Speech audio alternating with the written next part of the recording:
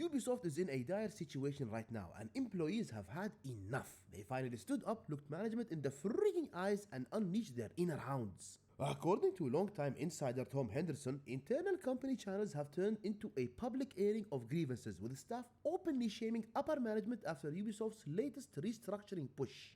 This all follows a greatest hits album, underperforming AAA releases, a 1.2 billion euro lifeline from Tencent, and a shiny new subsidiary called Vantage Studios that somehow now controls Ubisoft's most valuable franchises. 3 months later, and surprise, they're already cutting costs, they're cancelling projects, they're delaying a lot of things, and they're issuing a mandatory return to office order that absolutely, totally, definitely isn't a soft layoff strategy. And now everything is freaking collapsing. Talent is eyeing the exits and Ubisoft stock is sitting at a 15-year low. So the question is, how did Ubisoft exactly get to this state of crappiness?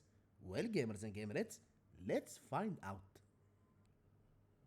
We need to stop thinking of this as a single bad moment and start seeing it as a long-running series where every season somehow gets freaking worse. For years, Ubisoft has been stuck in the exact same loop. They chase trends, they overspend on AAA projects, they miss expectations, then restructure instead of admitting the strategy itself is broken. When the games underperform, leadership doesn't ask why. They simply reshuffle the organizational charts, they rename departments and hope the problem magically disappears under a new motto.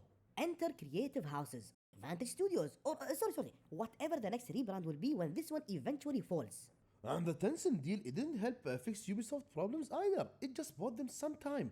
1.2 billion euros does sound impressive actually until you realize it came with control over the company's most valuable franchises. They realized that was a wrong move. And now they've scrambled around like flies trying to ring fence their own crown jewels. And trust me when I tell you, it's not a sign of confidence, it's simply a company protecting assets from its own future freaking decisions. Then comes the return to office mandate, which Ubisoft insists and swears it's about collaboration and supporting the new structure. Right. And loot boxes are definitely about player happiness. RTO mandates in 2026 are widely understood for what they really are. They are soft layoffs. They force people back, they wait for their resignations, they reduce the headcount without paying severance and let HR pretend nothing unethical happened. The Bamboo HR study didn't come from nowhere. Executives know exactly what they're freaking doing here. And this is where Ubisoft miscalculates badly. The people most able to leave are the people you cannot afford to lose. Senior developers, technical leads, designers with ship titles under their belts. These aren't some cogs you can replace. When insiders start openly shaming management in internal channels, they're not making some sort of drama. They simply don't trust Ubisoft anymore. And meanwhile, sitting in their big leather chairs, the stupid leadership keeps optimizing for money instead of studios. Projects are cancelled mid-development, others are delayed in mass, teams are reorganized while still actively building games. That creates a working environment where no one knows if their next project will exist next quarter, let alone ship. Creativity does not survive in a constant state of, are we getting axed next? Ubisoft's core issue, guys, it isn't money, it's decision paralysis mixed with executive insulation.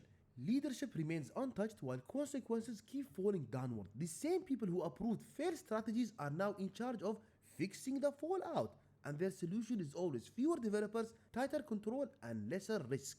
Which doesn't make sense really, because Ubisoft built its reputation on taking risks. Now it's a publisher terrified of its own shadow. It's clinging to the brands while quietly burning people who made them matter.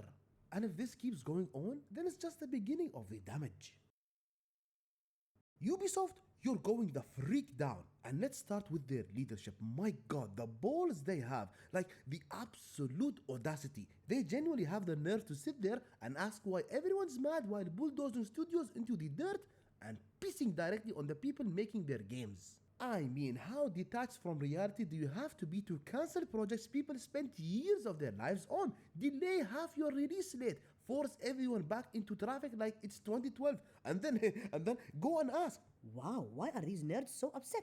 Ubisoft, you idiots, read the freaking room. Or don't, because you clearly haven't for a freaking decade or more. Ubisoft operates like a company that has never once connected cause and effect. If a game flops, must be the developers. Everyone is feeling down, must be remote work. Talent leaves.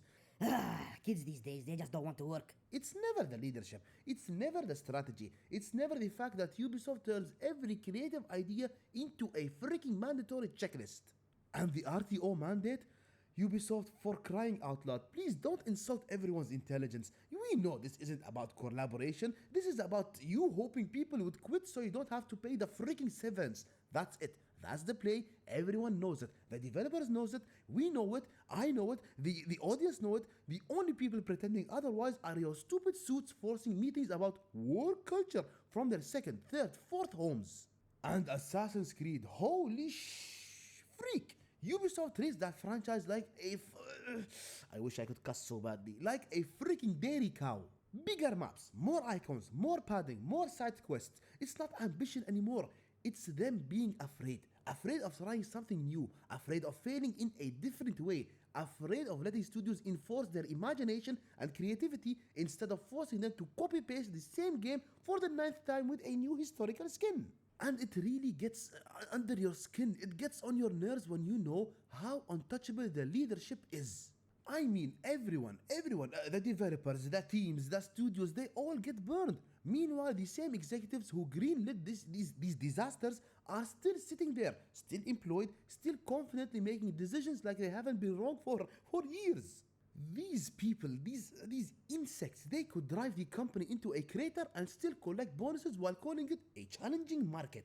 So when the employees start openly shaming management internally, yeah, no crap. That's what happens when people stop believing anything will change. They're not being rebellious. They're just resigning. That's developers mentally checking out and waiting for literally any other studio to DM them on LinkedIn. And guys, please don't dare to think Ubisoft is a victim of a tragedy. Ubisoft is the direct result of leadership refusing to accept responsibility and instead choosing to squeeze, mandate, cancel, delay, and bull freak their way forward. And finally, the long-awaited backlash is here. And they earned every second of it.